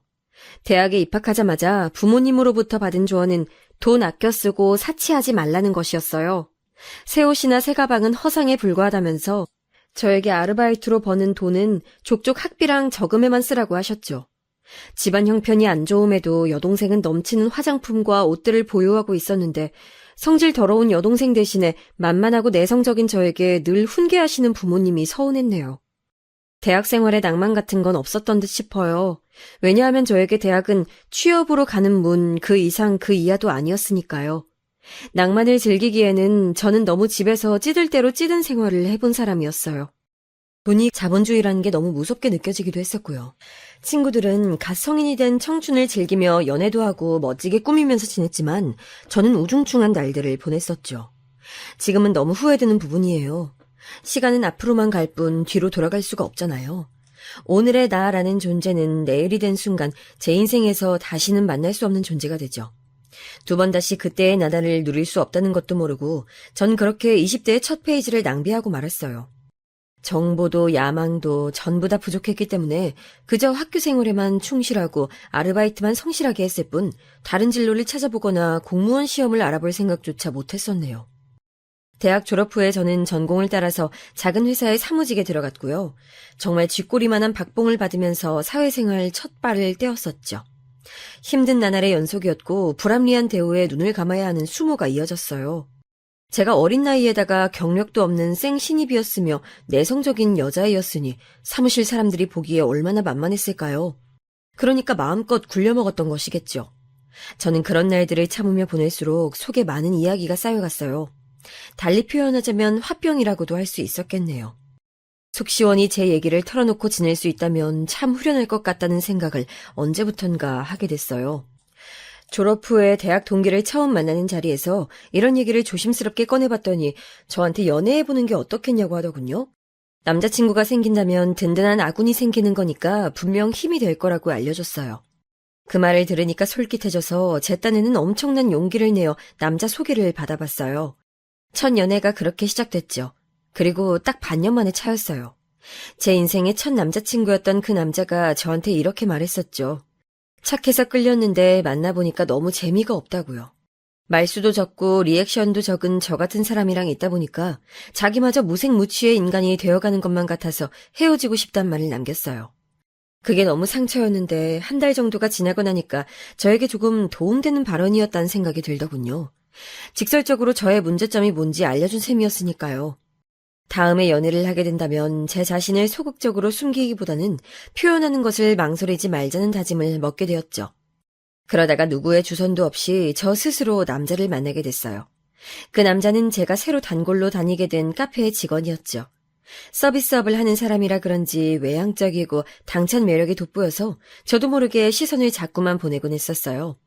그러던 어느 날 그 남자가 제조된 음료를 저에게 건네주면서 자기 번호를 적은 종이도 함께 준 거예요. 그때 심장이 터지는 줄 알았네요. 지금 생각해보니까 그 순간이 정말 풋풋하고 설레던 때였던 것 같아요. 그 남자가 지금의 제 남편이에요. 남편이랑 부부의 연을 맺고 희로애락을 같이 보내며 살다 보니 과거에 그때의 그런 설레던 순간이 있었음을 망각했네요. 그때는 낯간지런 공기가 저희 주변에 둥둥 떠다녔었는데 그런 게 사라진 게 언제부턴지 갑자기 궁금해지네요. 남편은 저보다 4살 연상이었고 대학 졸업 후에 일반 사무직으로 들어갔다가 적성에 안 맞아서 퇴사 후 서비스업에 한번 도전을 해봤는데 그 카페에서 일한 지 얼마 안 돼서 바로 저를 만나게 되었던 거예요. 사람 인연이란 희한하게 이어지는 것 같아요. 제가 왜 조금은 이른 나이에 남편하고 결혼할 결심을 했냐면요. 남편이 제 얘기를 잘 들어줘서 그랬고요.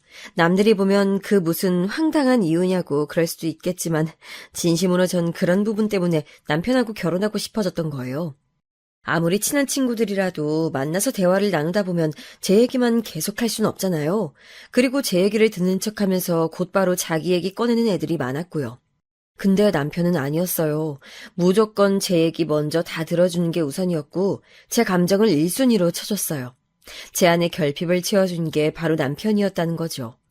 남편과 제가 공통점이 있었어요. 그건 바로 3남매 중에 둘째라는 것, 그리고 막내와 1살 차이가 난다는 것이었답니다. 남편에게는 누나와 남동생이 있었죠. 저랑 남편이 연애를 시작했을 때 이미 시누이는 결혼해서 지방으로 내려가 신혼생활을 누리고 있었을 때였네요. 참고로 시누이는 무려 6년의 연애 끝에 결혼한 경우라고 했고요. 꽤 사는 집안에 시집을 가서 시부모님께서 무척 자랑스러워 하셨다는 후문의 주인공입니다. 반면에 저는 객관적으로 봤을 때 잘난 조건 하나조차 없었죠. 한 가지 뽑자면 그나마 어린 나이? 그것 외에는 집안이 잘 사는 것도 아니었고 가족 중에 잘난 사람이 있기는커녕 여동생이라는 사고뭉치 시한폭탄이 있다는 데다가 저는 전문대학을 나와서 박봉의 월급쟁이였죠. 그렇다고 제가 얼굴이 되게 예쁜 것도 아니었고요. 하지만 전 어쨌든 남편하고 결혼을 하고 싶었고 남편은 저를 처음 봤을 때부터 편안한 끌림이 있었기에 결혼에 대한 확신이 있다고 말해준 사람이었기에 결혼이란 목표가 흔들리진 않았던 것 같아요. 남편이 집안의 장남이었기 때문에 시부모님께서는 남편의 결혼에 지원을 해주실 준비가 되어 계셨어요. 그리고 저희 집에서는 오빠가 장남이잖아요. 그래서 어차피 집에 돈이 없기도 했지만 저는 일절 지원을 못 받았어요. 장남을 장가보낼 때 집안 돈을 써야 하니까 저한테 낭비할 수는 없다는 게 부모님의 입장이셨죠. 그러니 사실상 몸만 달랑 들고 시집온 제가 시부모님 눈에 얼마나 못 미쳤겠어요. 저도 그걸 다 느끼고 있었기에 눈치가 보였고 걱정이 됐는데 남편이 이렇게 말해줬어요. 네가 우리 엄마 아빠한테 헌신하고 봉사하겠다고 그렇게 말씀드려. 그러면 어쨌든 널 며느리로 인정해 주실 테니까. 전 뭣도 모르고 그래서 시부모님께 그대로 말씀드렸었죠. 헌신하고 봉사하는 며느리가 되겠다고요. 시아버지께서는 한숨을 내쉬시면서 당신은 어차피 몇 년만 지나면 시골 고향 땅을 오가며 유유자적하게 사실 거니까 며느리의 존재를 크게 신경 안 쓰시겠다고 해주셨고요. 그리고 대망의 시어머니께서는 니까짓 게 어디 얼마나 헌신하고 봉사하는지 내가 두고 보자. 한없이 모자라고 부족한 부분들을 헌신과 봉사로 때울 자신이 있는 모양이니까 내가 잘 살펴봐 주겠다고. 이렇게 무시무시한 말씀으로 저의 길을 죽여놓으셨죠. 24세 시집간 저는 남들이 20대 중반의 싱그러운 청춘을 누릴 때 시집살이를 당했지요. 당시 저는 꿋꿋하게 버텨내는 게 이기는 거라고 생각했어요.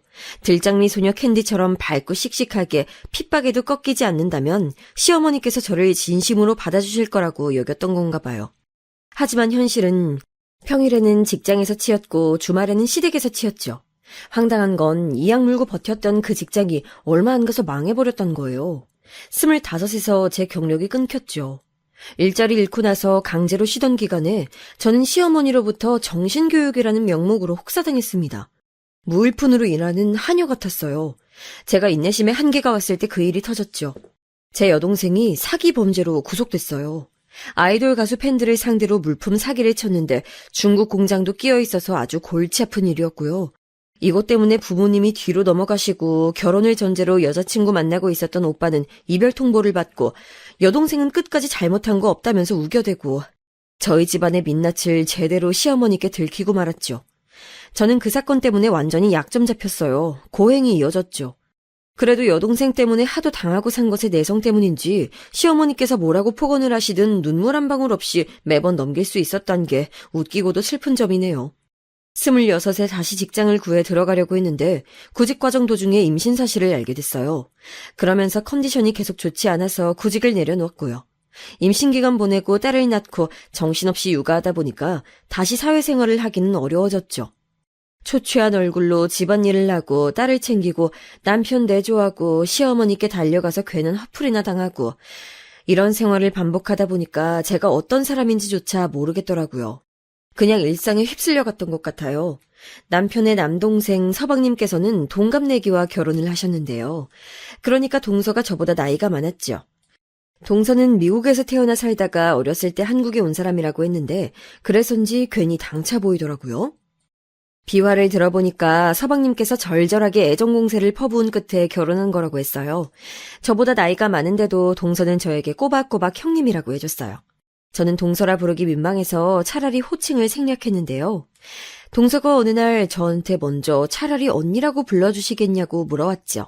너무 고마웠어요. 저는 내도록 그렇게 하고 싶었는데 말할 용기가 없었거든요. 그래서 무시무시한 시어머니께서 안 계시고 저희끼리 있을 땐 서로 형님, 언니 이렇게 부르기로 했죠.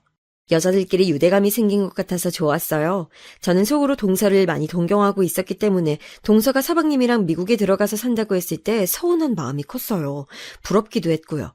동서는 자기 막내 이모를 비롯한 친정 쪽 식구들이 미국에 살고 있다면서 어차피 기반이 그곳에 있으니 미래를 바라보고 미국에 간다고 했죠. 표면상으론 이유는 그뿐이었지만 다른 속내도 있었답니다.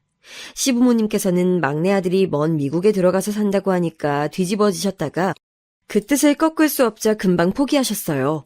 시아버지께서는 서방님과 동서의 미국 출국을 기점으로 거의 시골에 내려가 지내게 되셨죠. 미국에서 동서는 놀라운 행보를 보였어요. 자기 친정 식구가 하고 있던 옷가게에 분점을 내서 운영하기 시작했는데 그게 대박이 터진 거예요. 규모가 어마어마하게 불어났고 투자 목적으로 집을 구매해서 집이 총 3채가 됐어요. 동서의 파격적인 근황이 돌려올 때마다 얼마나 신기하고 놀라웠던지 몰라요. 서방님께서는 동서의 일을 도와가며 잘 지낸다고 하셨고요. 전 여전하게 집안일과 애 키우는 것과 남편 내조하는 것과 시어머니의 극성을 받아내며 살았죠. 그러던 어느 날 시어머니로부터 연락이 왔는데 조금 격양된 목소리인 거예요. 무슨 일인가 싶었는데 야, 너 다음 달 중순 이후로 일정 싹 비워놔라. 네가 무슨 중요한 약속이 있고 할 일이 있겠냐만 혹시나 싶어서 내가 미리 말해주는 거야. 평일 주말 할 것 없이 다음 달 중순부터 말일까지 다 비워놔. 항시 대기할 수 있도록. 네? 어머니, 무슨 말씀을 하시는 건지 제가 따라갈 수가 없어서요.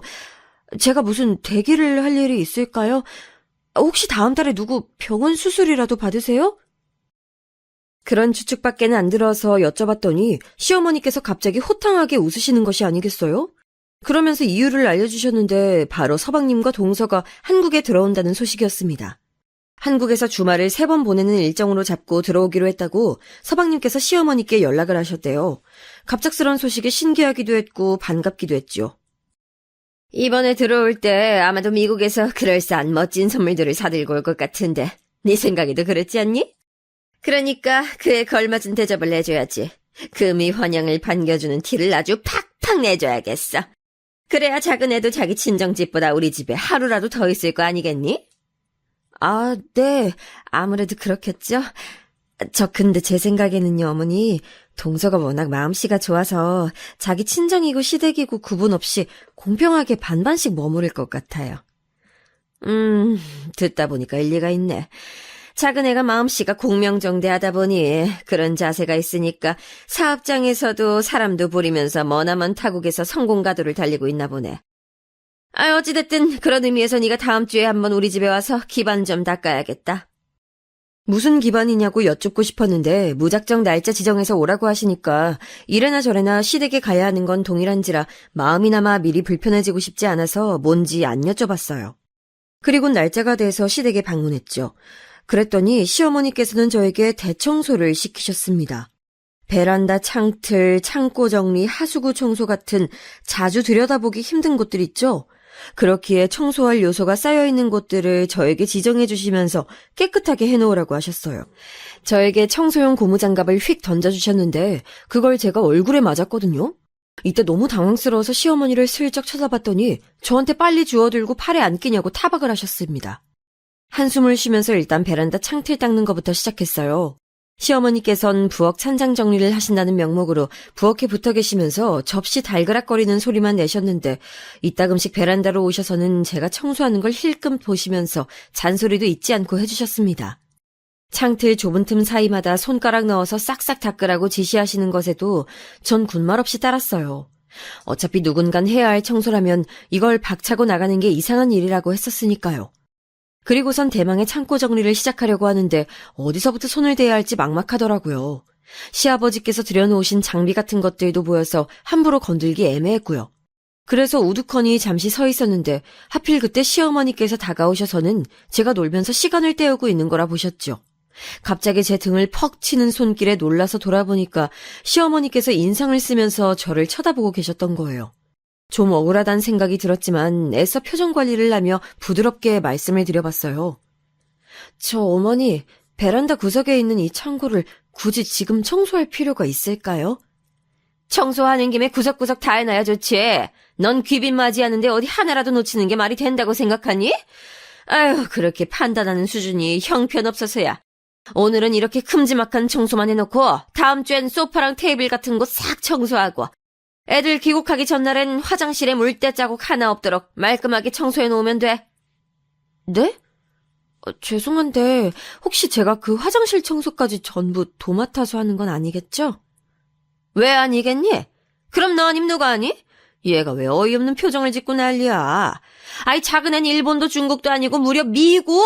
세계에서 제일 잘 나가는 나라에 가서 사업으로 성공해 보인 사람이잖아. 너 같은 모질이하고는 사람의 급이라는 게 완전히 다른 거야. 네가 손윗 사람이라지만 그건 허울일 뿐이고 사실은 네 동서를 네가 알아서 잘 모셔야 하는 입장이라고. 아유, 이 모질인 내가 꼭 이렇게 말을 해줘야 주제 파악을 한다니까. 야, 너는 네 동서한테 이번에 점수 따고 잘 보이게 되면 하여간 그게 내 덕분인 줄 알아. 작은 애가 나를 공경하는 마음만 있지 어디 너에 대한 걸 생각이나 하겠니? 아유, 그러니까 내가 너한테 기회 만들어주려고 지금부터 애를 쓰는 거잖아. 은혜를 알아. 이제 다 알아들었으면 얼른 창고 정리 시작해. 시어머니께서 저한테 쏘아대시는 발언을 가만히 듣고 서 있는데 누가 제 머리 위로 찬물을 확 끼얹은 것만 같았어요. 속에선 열불이 끓어오르고 있었으나 머리는 차가워지면서 정신이 확 들었다는 의미였죠. 저도 모르게 시어머니 앞에서 피식 웃음이 흘러나갔습니다. 그냥 이런 상황 자체가 어이없었고 그간 참아왔던 나날들이 다 부질없었다는 깨달음에서 나오는 웃음이었던 것 같아요. 시어머니께서는 갑자기 웃어대는 저를 이상하게 쳐다보셨죠. 표정에서 마치 이게 성실했나 하는 의문이 읽히더군요. 그 순간에 저는 동서의 입장 따윈 고려할 수가 없게 됐어요. 제가 당한 모욕을 그대로 넘기지 않는다는 것에 급급했거든요. 그래서 저를 의아하게 훑어보시는 시어머니께 당돌한 목소리로 말씀드렸습니다. 아, 죄송해요. 동서가 예전에 저한테 해줬던 말이 갑자기 생각나서 웃음이 좀 나왔네요. 뭐라고 그랬었더라. 정확히 상황은 기억이 안 나는데 아무튼 어머니의 면상만 봐도 짜증나고 너무 재수없다고 그랬었던 건 확실해요. 어머니 때문에 치가 떨린다고도 했었죠? 뭐라고? 너 지금 무슨 해괴한 망발을 짓거리는 거야? 이게 미친 거야? 아니면 돌아버린 거야? 어디서 그딴 날조를 하고 자빠졌어? 너 작은 애랑 날 이간질 시키고 싶어서 그러는 거니? 잘 나가는 동서 때문에 배가 그렇게나 아팠구나. 푸! 어머니, 정말 모르셨나 봐요. 반응을 보니까 일부러 우기시는 게 아니라 진심으로 동서 마음을 모르고 계신 게 틀림없네요. 괜찮아요. 지금 제가 알려드리고 있으니까. 동서는 말이죠. 어쩌면 어머니께 감사하고 있을 수도 있어요. 어머니로 인해서 애초에 미국행을 결심한 것이었으니 미국에서의 성공에 어머니 지분이 있지 않겠어요? 물론 그 지분이 긍정적인 의미로 해석될지는 동서 마음이지만요. 그게 무슨 말이니? 설마 너 지금 작은 애가 나 때문에 미국을 갔다는 주장을 하고 있는 건 아니겠지? 맞아요. 동서 어머니 때문에 미국행 선택했던 거예요. 한국에서 계속 결혼 생활하고 싶어 했지만 그럴 수가 없었으니까요. 바로 어머니 때문에. 어머니가 너무 지긋지긋하고 같이 있다 보면 화병에 걸려서 스트레스로 졸도할 것 같은 느낌에 시달려서 미치는 줄 알았대요. 동서는 딱 어머니 같은 사람 가장 싫어한다고 했거든요. 근데 고부관계로 엮이니까 한국 사회에서는 연 끊지 않는 이상 계속 보고 살아야 했죠. 그래서 결국 어머니를 피해서 미국 가기로 했던 거예요. 축하해요, 어머니. 사업가를 획기적인 방법으로 키워내셨어요. 말을 하다 보니까 탄력을 받게 된 제가 줄줄이 발언을 쏟아냈고 박수까지 쳐드리면서 시어머니를 조롱해드렸네요. 시어머니께선 그럴 리가 없다면서 고개를 계속 내저으셨는데 갑자기 그럼 나 때문에 우리 막내가 미국을 이런 말씀을 중얼거리신 직후에 그대로 주저앉으셨어요. 손으로 뒷목을 잡으시면서 입만 벌리신 채 뻐끔거리면서 아무 말도 못 뱉으셨고요. 허공을 응시하면서 그러고 계신 게 왠지 위험해 보여서 전 거실로 나가서 제 핸드폰을 찾았고 얼른 구급차를 불렀습니다. 그런데 별로 위험한 상황은 아니었나 봐요. 시어머니께서는 완전히 얼이 빠지신 표정이 되어 스스로 일어나셔서 베란다를 나오셨는데 제가 구급차를 불렀다고 하니까 무척 화를 내셨죠. 누구 마음대로 구급차를 불렀다는 거야? 그럼 날 태우려고 구급차가 오고 있다는 거야? 날 망신시키려고 네가 작정을 했구나. 이런 빌어먹을 걸 보았나? 저한테 삿대질을 하시면서 화를 내시던 시어머니께서는 기어이 정말로 쓰러지고 마셨습니다. 구급차에 실려가실 때 의식이 있으시긴 했는데 힘없이 자꾸 무슨 말을 중얼거리고 계셨죠. 이송되는 병원으로 남편을 불렀어요. 응급실에서 만난 남편에게 시어머니를 맡겼고요. 남편이 어쩌다가 시어머니께서 쓰러지셨냐고 걱정스레 물어보길래 저는 답할 의무 없으니까 시어머니께 직접 여쭤보라고 그랬습니다. 저의 냉랭한 반응에 놀란 남편은 입을 다물었죠. 그날 밤 남편이 착잡한 얼굴로 저에게 묻더군요. 그걸 왜 시어머니께 말씀드렸냐고요. 자기도 자기 동생 부부가 미국으로 떠나는 이유 중 하나가 모친임을 알고 있지만 좋은 이야기가 아니라서 숨기고 살았는데 굳이 이제 와서 왜 까발려서 모든 걸 망치냐며 저를 질책하더라고요. 다른 때 같았으면, 아니 평소에 저였다면 그런 남편 앞에서 저는 우선적으로 미안하다는 사과부터 했을 거예요. 하지만 그러기가 싫더라고요. 지난 세월 시어머니로부터 당해온 것들이 제 머릿속에서 파노라마처럼 펼쳐 있었거든요. 그뿐만 아니라 결혼하기 전에 친정집에서 억눌린 채 살아온 저의 옛 과거들도 저에게 말해주고 있었어요. 앞으로도 계속 그렇게 살고 싶은 게 아니라면 달라져야 한다는 걸요. 저는 시어머니께 참지 못하고 이미 내질러버렸기 때문에 어차피 주워 담을 수도 없는 상황을 애써 무마하기보단 밀고 나가기로 결정했어요. 그러려면 전 더 이상 두려워하지 말아야 했습니다. 무엇을 말이냐면 바로 이혼을 말이죠. 항상 남편을 저보다 우선순위에 뒀고 제 자신을 낮춰보았기 때문에 저는 제 자신이 우선이 되는 선택지를 가져본 적이 없었어요. 그러나 제 마음이 닿는 대로 원하는 대로 해보고 싶단 마음이 굳혀지자 이혼? 하게 되면 하는 거야 라는 편안하고도 굳센 생각이 따라오더라고요. 그런 생각이 들고 나서야 저는 남편에게 진짜로 하고 싶은 말을 할 수 있게 됐어요. 하고 싶은 말을 머릿속에서 따로 준비하고 가다듬지 않았는데도 말이 차분하게 잘 나가더라고요. 제 마음 깊숙한 곳에 존재하고 있는 말이었기 때문에 그랬나 봐요. 오빠, 난 오늘 어머니께 잘못한 점 있어. 그런데 사과하고 싶지가 않아. 왜냐하면 어머니께서는 그동안 나한테 한 번도 사과하신 적이 없기 때문이야. 난 어머니의 며느리가 아니었어. 심심풀이 땅콩이었고 마음껏 때려도 되는 샌드백이었어. 오빠는 입이 심심해서 까먹은 땅콩한테 사과해? 때리라고 존재하는 샌드백을 때렸다고 해서 사과해? 아니잖아. 난 바로 그런 존재였어, 어머니한테. 난 어머니의 며느리가 아니었어. 그래서 나도 이제 어머니를 내 시어머니로 생각하지 않으려고 해. 그렇다면 이제 우리 엄마랑 인연이라도 끊겠다고 말하는 거야? 맞아. 오빤 이걸 받아들이고 이해해줄 수 있어? 난 동서처럼 미국에 친인척이 있지도 않고 어디 멀리 나갈 배짱도 없어. 그래서 도망칠 곳이 없기 때문에 내가 선택할 수 있는 건 오빠와 이혼뿐이야. 오빠의 대답에 따라서 난 시어머니를 잃은 며느리가 되거나 이혼녀가 되거나 둘 중 하나가 될 거야. 이 상황이 믿기지 않는다는 듯 남편은 멍한 표정으로 한숨만 길게 내쉬었어요. 저는 신중한 답변을 기다리겠다고 말해주곤 굳이 채근하지 않았습니다. 제가 전에 없이 진지하고 가라앉은 모습으로 말을 뱉은 것에 남편은 제가 조금도 농담을 하고 있지 않다는 걸 알아차렸죠. 그동안에 제가 아님을 느낀 남편은 고민을 했죠.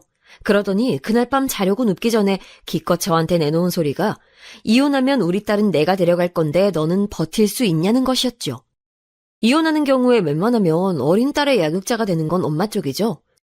그래서 전 제가 유리하던 걸 알았지만 남편에게 그런 티를 조금도 내지 않은 채 고개만 끄덕였어요.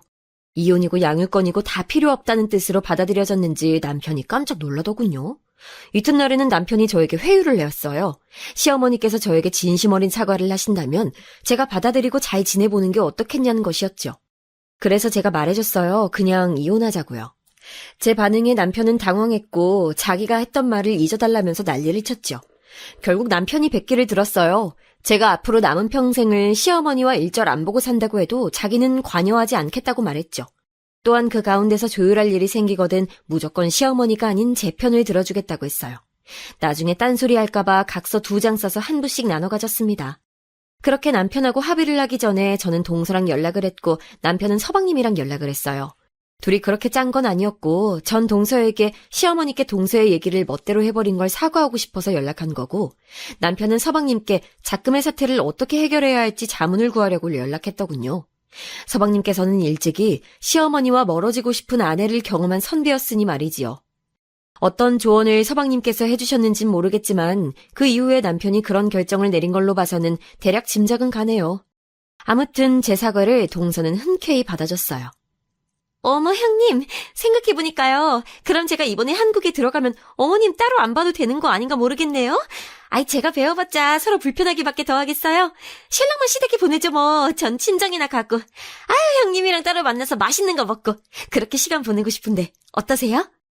네? 그러면 저야 좋긴 한데요. 언니가 워낙 바쁜 일정이실 것 같은데. 정말 저랑 따로 만날 시간이나 있겠어요? 당연하죠. 시간이 없어도 내야죠. 우리 만나게 되면 되게 떠들 얘기 많을 것 같지 않아요? 형님, 딱 기다리세요. 제가 이번에 들어가면 형님한테 극진히 대접해드릴게요. 멀리서 오는 사람이 뭘 대접을 하겠다는 건지 민망하고도 고마울 따름이었네요. 동서하고 순조로이 대화가 마무리된 뒤에 남편하고 그런 합의를 마쳤던 것이고요. 전 휴대폰에서 시어머니의 번호를 수신 차단으로 설정해놨습니다. 그러고 나니까 속이 후련하면서 개운하더라고요. 시원섭섭한 게 아니라 그냥 시원했어요. 그 후로 시어머니와 안 엮였냐고요? 서방님과 동서의 귀국 하루 전날에 시어머니께서 저희 집을 찾아오시는 바람에 얼굴을 한번 뵀습니다. 기어이 찾아오신 것에 한 번쯤은 맞이를 해드려야 더 이상 안 찾아오실 것 같아서 안으로 들였더니 이상한 말씀을 하시더라고요. 내가 그간 언행이 너무 거칠고 배려가 부족했던 것 같구나. 나도 내 스스로를 돌아보고 점검하는 시간을 가져니 이젠 우리가 봉합할 때라고 생각한다. 그네야, 사실 나한텐 네가 내 딸이나 다름없어. 너무 편하게 아껴서 그런 불상사도 일어났던 거야. 멀리 사는 딸 대신 네가 내 새로운 딸이나 다름없었음을 넌 정녕 몰랐던 거니? 네가 따뜻한 가족의 품, 엄마의 사랑 같은 걸 잘 못 느끼고 자라서 그래. 그래서 몰랐던 거야. 네, 몰랐어요. 그리고 앞으로도 영영 모를 것 같아요. 제 생각에 전 이번 생에서 엄마의 사랑을 제대로 받아보기엔 글렀거든요. 전 그렇게 제 엄마가 되고 싶으시면 부디 다음 생을 기약해 주시길. 제가 침착하게 말씀드렸더니 그게 시어머니 입장에서는 굉장히 얄미웠나 봐요. 금세 광분을 하셨고 제 머리통을 후려치려고 하시길래 얼른 피했습니다. 시어머니께서 씩씩거리시며 저한테 소리 지르시는 것에 둘이서 대화를 해보라고 방으로 들어가 있었던 남편이 깜짝 놀라서 나왔어요. 그리곤 핏대를 세우고 있는 시어머니를 발견하곤 한숨을 푹 내셨죠. 남편이 봐도 정말 진절머리가 나는 광경이었나 봐요. 결국 시어머니께서는 남편의 손에 이끌려 집 밖으로 나가셨습니다. 2번 다시 집에 찾아오지 마시라고 남편이 단단히 일러드렸다고 했는데 정말로 그 이후로는 찾아오지 않으셨어요. 남편이 보통 화가 난 모습으로 경고해드린 게 아니었나 봐요. 차라리 시어머니의 그런 모습을 남편이 목격하게 한 것이 다행인 것 같아서 그날이 좋은 기회였다고 전 생각했어요. 한국에 들어온 동서랑 둘이서 따로 시간을 보냈는데 무려 3차례를 만났어요. 절 위해서 선물도 많이 사온 것에 감동받았네요. 값어치를 떠나서 제 생각을 하며 누군가가 선물을 멀리서 사왔다는 것 자체로 눈물이 날 것 같았어요. 그 후로도 동서랑 저는 연락을 하며 잘 지냈고요. 그리고 시간이 더 흘러서 현재 미국에 가려고 티켓을 끊어놨어요.